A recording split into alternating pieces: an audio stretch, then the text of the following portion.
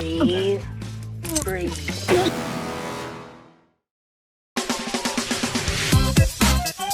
Halo semuanya, gimana kabarnya? Para nganggur edik Indonesia, gimana? Badan masih pada sehat kan? Otak masih berfungsi? Utang udah bayar lunas belum? Jangan kayak temen gue yang bilangnya cuma seminggu, nggak taunya malah ngilang sampai sekarang, kayak rampok-rampok kece gitu. Persis banget sama kayak video yang bakal gue bahas sekarang ini, tentang para perampok cantik, cerdas, dan berbakat. Film ini berjudul Ocean 8. Yaps, mungkin sebagian dari kalian udah ada yang tahu kalau film Ocean 8 ini merupakan trilogi dari film Ocean tentang perampokan di Amerika. Nah, daripada gue banyak bacot dan kelamaan, terus nanti lu semua malah keburu kabur dan mager dengerin opening gue, langsung aja deh kita ngencrot.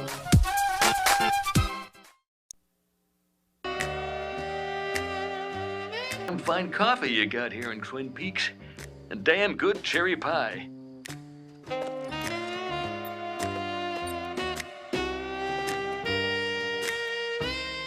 Brilliant.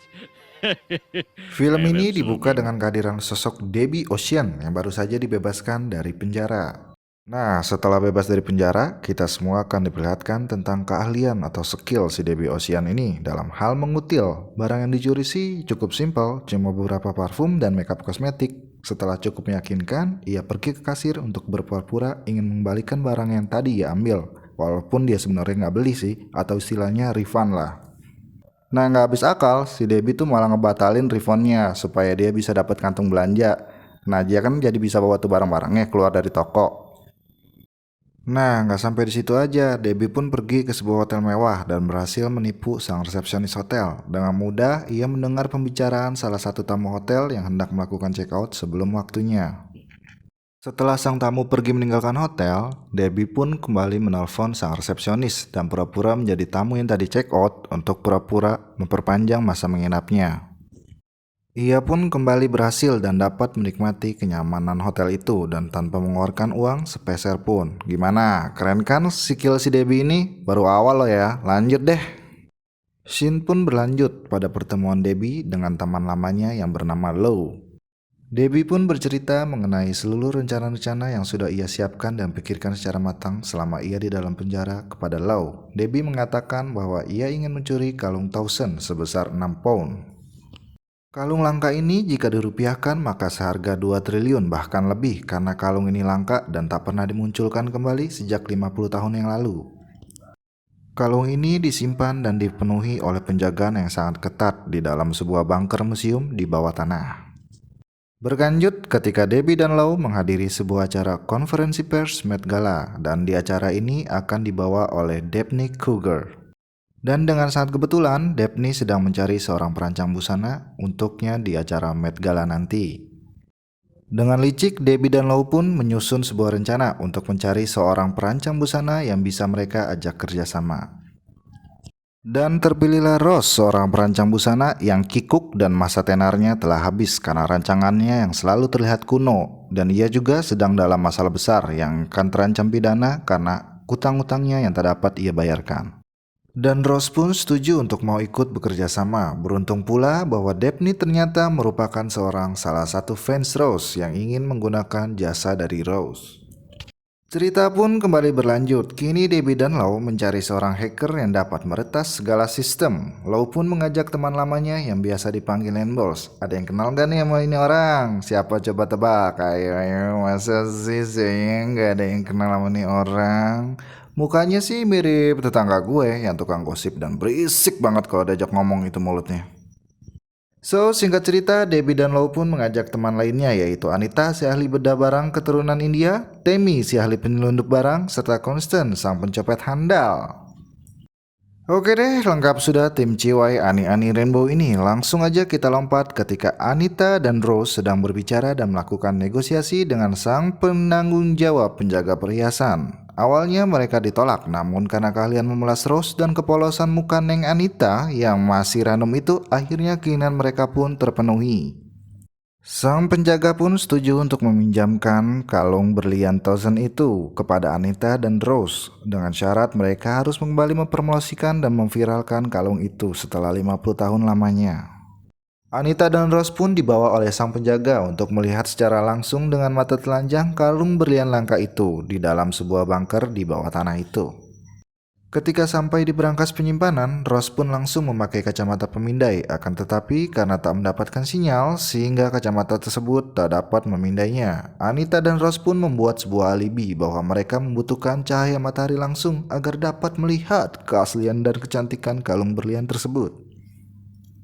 Mana Tammy yang sedang bertanya pada seorang penjaga museum mengenai arah petunjuk jalan, dan rupanya ini semua hanyalah tipu-tipu muslihat saja.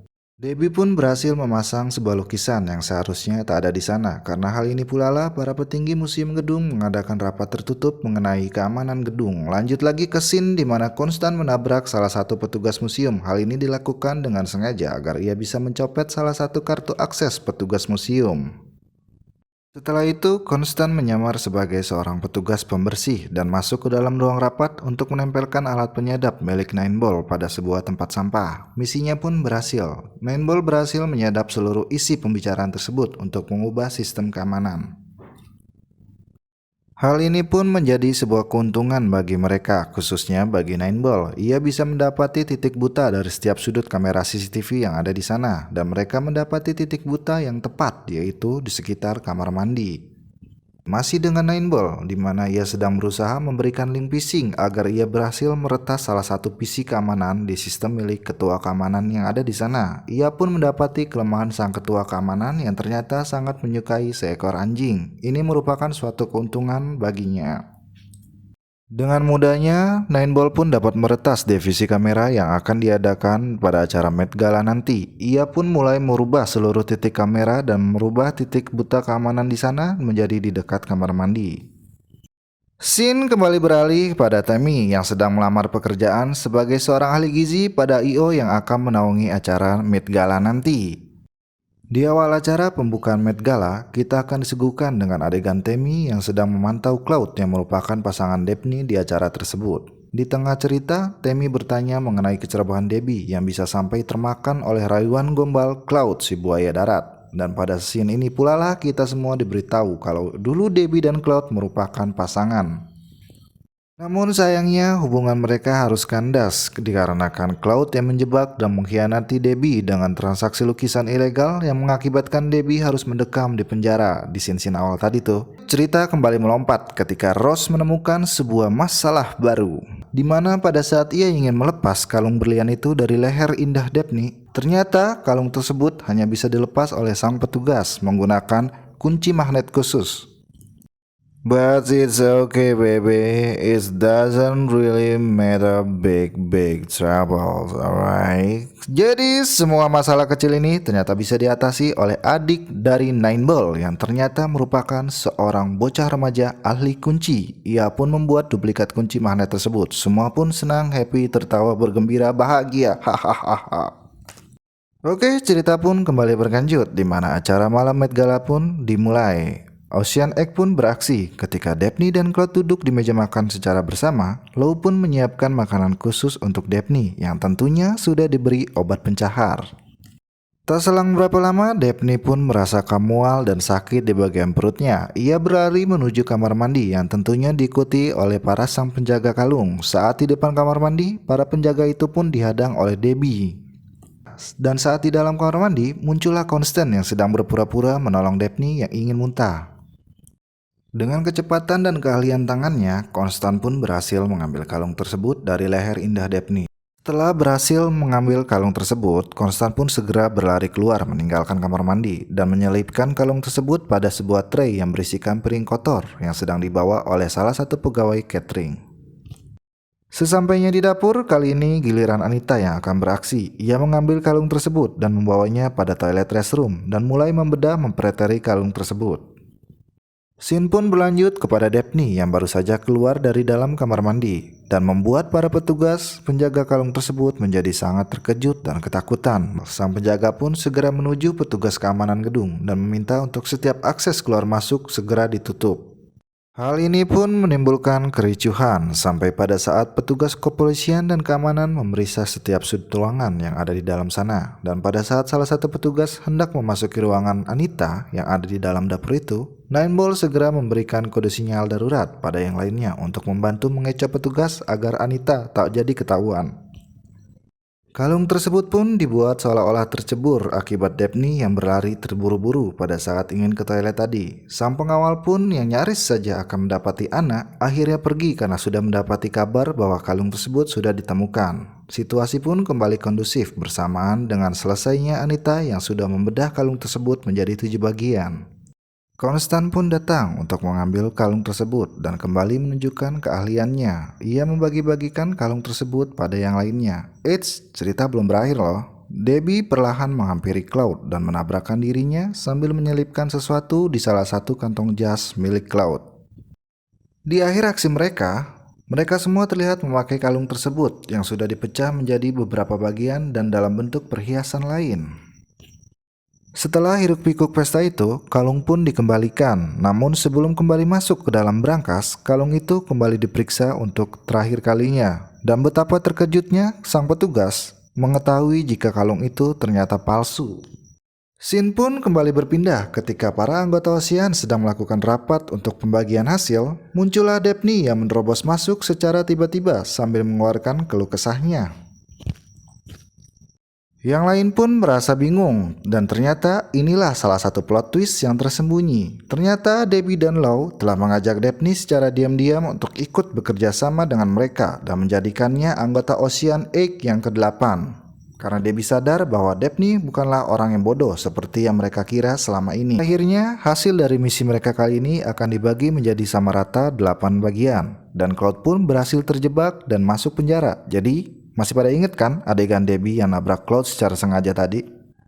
Masih ada satu rahasia lagi nih. Ternyata Debbie dan Lau bukan cuma berfokus untuk mencuri kalung berlian Thousand aja. Dan mereka juga ternyata mencuri seluruh perhiasan yang ada di dalam museum itu. Setelah seluruh keberhasilan yang mereka dapat, mereka pun menikmati hasilnya dengan sangat bijak. Dimulai dengan Anita yang pergi berkencan dengan seorang pria di kota Paris, Rose yang membayar seluruh hutangnya dan mendirikan sebuah butik baru yang mewah, Tammy yang semakin memperluas jaringan bisnisnya, serta Nine Ball yang membuka rumah biliar yang bernama sama yaitu Nine Balls, Konstan yang menjadi seorang YouTuber skater dan membeli sebuah apartemen mewah, Daphne yang menjadi seorang sutradara terkenal, Lau yang bersenang-senang dengan motor mewahnya, sementara Debbie, ia yang menjadi mastermind di film ini memilih untuk mengunjungi makam keluarganya dan menghabiskan sebuah minumannya sambil mengenang sang kakak yakni Danny Ocean. Oke, jadi gimana? Filmnya lumayan seru kan? Buat gue sih seru-seru aja walaupun alur ceritanya flat, tapi seru aja lah buat ditonton rame-rame sambil ngegosip-gosip tetangga gitu ya kan. Berhubung filmnya udah habis, gue cuma mau ngingetin buat lo semua jangan lupa klik like, komen, serta subscribe. Kalau bisa share semua ke grup WhatsApp keluarga kamu, tetangga kamu, selingkuhan kamu, ani-ani kamu, ataupun gadun-gadun sugar daddy kamu. Oke, gue Dewa Nganggur.